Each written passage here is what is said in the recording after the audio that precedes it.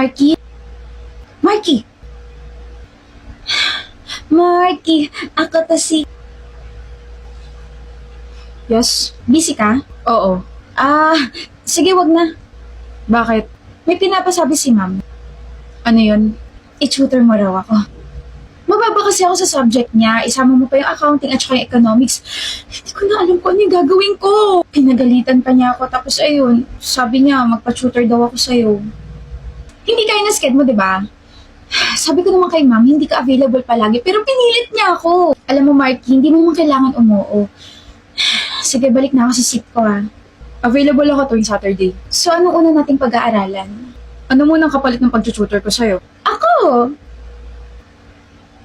I mean, kaya kong ibigay yung 100% duties and responsibilities with the morals of kindness, peace, and prosperity. Libre mo na lang ako, Harmony. You know my name. Hindi ba dapat? Wala ka kasing masyadong kinakausap dito sa classroom natin kasi palagi kang busy dyan sa mga binabasa mo. So ayun, akala ko wala kang kilala. Akala ko hindi mo ako kilala. Nakakatamad kasi makipag-usap. Buti hindi ka tinamad ngayon. Gusto mo ba? Gusto kita. I mean, sige, ililibre kita. Milk tea lang okay na. Kahit pati yung buwan, kaya ko ibigay sa'yo. Awkward. Sige, balik na ako sa seat ko. Good morning. Puyat ka? Oo, kakaisip kung ano yung pwedeng isuot kong outfit ngayon kasi first time natin mag-aaral na sabay, kaso na-pressure ako, tsaka ayaw kong maliit, kaya ganito na lang yung suot ko. Simple. Simple yan? Oo, simple na to. Bakit nangingiti ka dyan? Wala. Naku, Marky, huwag kang ganyan at baka ma-fall ako. Hindi pa ba?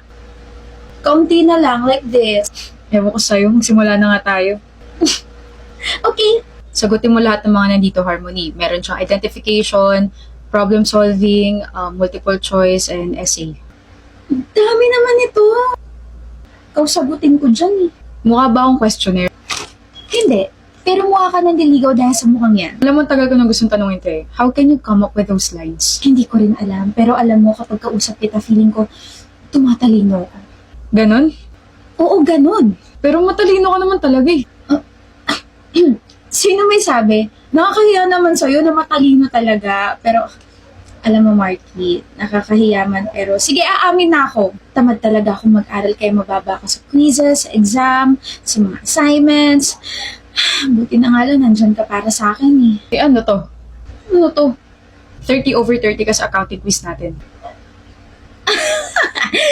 Tinaruan mo kasi ako. 2 months ago pa yung long quiz na yan. Hindi pa kita tinuturuan ng time na yun. Ano ka ba? Hindi sa akin to. Pangalan mo yun eh. Kambal ko yan. Harmony. Naririnig ko kayo palagi ng kaibigan mo and yung kay ma'am. Harmony, perfect ka na naman sa quiz natin. Grabe ka. Shhh! Ano nga yan? Grabe, hindi ako perfect. Ang baba na score ko. Oh my gosh, ang sakit sa brain. Ang hirap ng quiz na to. Anong mababa perfect ka? Shhh! Safe naman pala. Naka-headphones siya. Yes, perfect! Perfect ako. Congrats sa akin. Yes! Ilan ka sa exam? Oh. Nakakainis. 4 mistakes!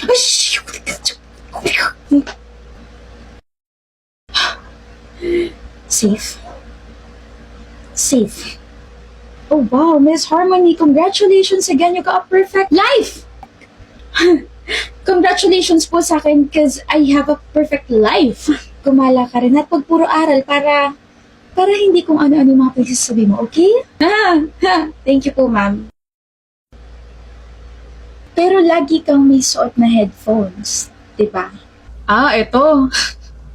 Hindi ako nagmumusik kapag suot ko to. Sinusuot ko lang to para walang kumausap sa akin kapag nag-aaral ako. Kaya lahat ng mga sinasabi mo, lahat ng mga palusot mo, naririnig ko. Eh?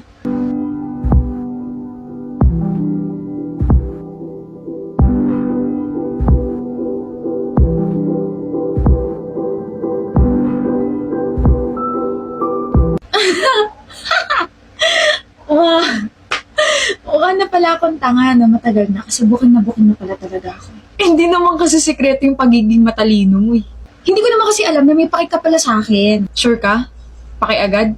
Hindi ba pwedeng naririnig ko lang kayo palagi? Bakit mo bakit mo pa rin ako chinu-tutor kahit na alam mo matataas yung mga scores ko? Gusto ko rin naman. Gusto kong alin, Gusto kong mapalapit sa'yo. Gusto kong makaklose ka. Gusto kong makausap ka palagi. Honestly, I don't even know how to approach you kasi palagi ka napapalibutan ng mga blockmates natin kaya wala akong tutol when you ask me to tutor you. gusto maging close friend. Close friend lang? Tss. Higitan pa natin. More like girlfriend. Kaibigan. Girlfriend eh. Kasintahan harmony. Kasintahan. Manligaw ka muna. Of course, sinabi ko lang naman kung ano yung gusto ko. Na gusto ko ta. CR lang ako. Ilalabas ko lang tong kilig ko. Nakapasok na siya sa CR. Nasabi ko rin kung ano yung gusto kong sabihin. Harmony! Kalma, Marky. Kalma. Hindi mo pwedeng ipahalata na kinikilig ka. Kalma. Pinagsasasabi mo dyan, anong congress? Eh, hindi naman ako ikakasal. Manifestation yung tawag doon. Alain mo ikakasal na si Kiana, no? Kay Darwin pa. Grabe, hindi man na sila nag-break. Sayang. Anong sayang? Sira ulo. I mean, shipper niyo kasi ang dalawa before. Yung Sky na na-invento mo dati, napaka-corny talaga. Ang cute kaya, pero anyway, nasasayangan ako sa chances na hindi ka umamin sa kanya dati. Wala ko nga magkakatuluyan kayo eh. Kasi mag-best friends kami at sanggan dikit kami, ganon. Kasi may gusto kayo sa isa't isa, yun. Ano? Akala ko talaga may chance kayo. Like, alam mo yun, marirealize nyo na kayo talaga yung tinadhana para sa isa't isa. Wait, ba't ganyan yung mukha mo? May gusto siya sa akin dati? Anak ng, wait, hanggang ngayon hindi mo alam? May gusto sa'yo si Kiana dati, Skyler. Hoy! Sino yung tinitignan mo, ha? Yung pader. Pader? Hindi eh. Si Skyler yung tinitignan mo, Kiani. Si Skyler. Shut up, Remy. Shut up, Remy. Gusto mo siya, no? Ano? Gusto mo siya, no? Kapag hindi ka sumagot, ipagkakalat ko na may bulati ka sa ilong. 1. Na may gusto ko sa kanya. Umamin ka na kasi, Kiana. What if gusto ka rin ng pare ko? I think he likes Jam. Wait, sino? Si Jam? I don't know if she's just joking, pero kasi umamin siya sa harap naming dalawa ni Skyler. Tapos itong si Skyler, parang kinilig na ewan na napangiti, tapos dinaan pa niya sa baliw. Sure ka? Gusto ko pa man din siya. No? Baliw! Oo, baliw sa'yo. Kaya mo rin yun! I could never. Magpapalaman mo na ako sa kanal bago ko magawa yun. Alam mo pare ko, Kiana, walang mararating ang relasyon niyo kung walang aamin. Ayoko nga! Hanggang best friends na lang ba? Hindi ako aamin hanggat hindi ko nako-confirm mula sa kanya na gusto niya rin ako. Hindi ako aamin kung hindi mo na siya aamin. Okay? Sarap niyo kutusan. What if ako na rin yung umamin para sa inyong dalawa? Sinasabi ka? Wala. Sabi ko, good luck. I know kakakilala lang natin last month pero gusto kita, Kiana. You like me? We're a happy family with a great big hug. Wait. Seryoso ka? Gusto rin kitang ligawan. At para mas makilala mo ako, niyaya kita sa isang brunch date. Darwin? Remy, umamin si Darwin. Darwin? Sino yun? Si Darwin na tiga Block 2. Anak ng wag! Paano na yung Sky na ko? Sky na? Kayong dalawa ni Skyler. Skyler? Kiana? Sky? Hindi niya nga ako gusto. Okay. Gusto mo ng spoiler? Spoiler? May ibibigay sa'yo mamaya si pare ko. Major spoiler na yun na para tumapang ka. Kapag umamin siya, umamin ka na rin. Pag nagkaganon, edi happy ending na sa inyong dalawa, edi happy na rin ako para sa inyong dalawa. Oh! Bakit ka umiiyak? Sabi mo, may ibibigay siya sa akin. Meron nga, yung bulaklak. Hindi naman para sa akin yun eh. Pinag-practicean niya ako for Jam. The flowers are for Jam, hindi sa akin. I told you, gusto niya si Jam, hindi ako. Tigilan mo na kaming i-push sa isa't isa. Aasa lang ako ng aasa at masasaktan lang din ako. Okay? Parang mas mabuti pang hindi ako makailam. Sobrang nag-guilty ako nung time ngayon, pre, kung alam mo lang. Like, sana sinabi ko na sa'yo before na may feeling si Kiana sa'yo and vice versa, pero takot ako na pangunahan kayong dalawa. Kaya I tried to give her a spoiler, kaso nag-backfire sa inyong dalawa yun eh. Tapos after nun, akala ko may magbabago, like iwasan or something, kasi ang awkward eh. Pero wala.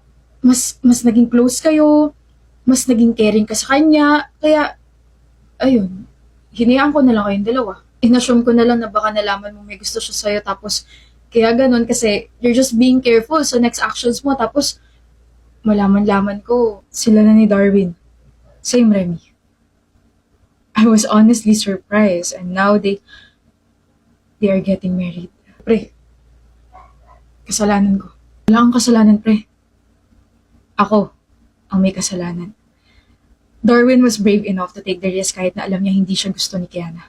At ako naman, natakot ako sa consequences kapag umamin ako sa matalik kong kaibigan. Mahal mo pa rin, no? Mahal ko pa rin. I roll my eyes around the venue. Intimate wedding. Nakita ko si Darwin na naiiyak agad. Then I look at my best friend who's now walking slowly. Kiana. The bride. If only I gave you the flowers and told you that I like you since we were in junior high. Baka iba naging takbo nating dalawa, no? Baka naabutan pa kita. Mahal pa rin kita, Kiana. At punong-puno ko ngayon ng pagsisisi kung bakit yung tatlong salitang gusto kita, Kiana, ay hindi ko man lang nasabi sa'yo na nasa kolehiyo tayo. Sa mga araw-araw na magkasama tayo dati. Bakit hindi man lang ako nakaamin? Yun na yung mga chance na sinayang ko. Yun yung mga chance ang pinalampas ko. And then our eyes met. And you smiled. Pero bumalik agad yan sa mapapangasawa mo. Gusto ko malaman mo na masaya ako para sa'yo. Pero nakakalungkot din dahil mukhang matagal pa bago maubos tong pagmamahal ko sa'yo, Kiana. Kaya pasensya, kung mahal pa rin kita.